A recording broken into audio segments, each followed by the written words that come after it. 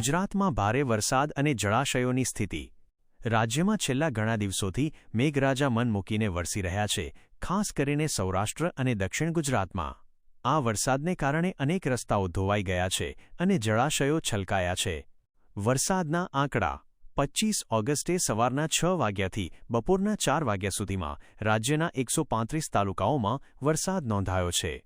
સૌથી વધુ વરસાદ નવસારીના ખેરગામમાં 2.5 ઇંચ વરસ્યો છે. બાલાસિનોર અને વિજયનગરમાં 2.25 ઇંચ વરસાદ નોંધાયો છે.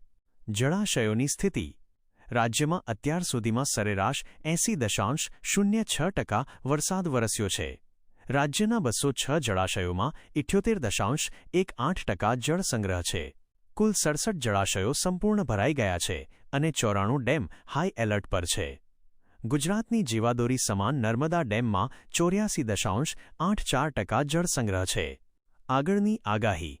હવામાન વિભાગે 26 ઓગસ્ટે સૌરાષ્ટ્ર, કચ્છ, ઉત્તર ગુજરાત, મધ્ય ગુજરાત અને દક્ષિણ ગુજરાતના કેટલાક ભાગોમાં ભારેથી અતિભારે વરસાદની આગાહી કરી છે.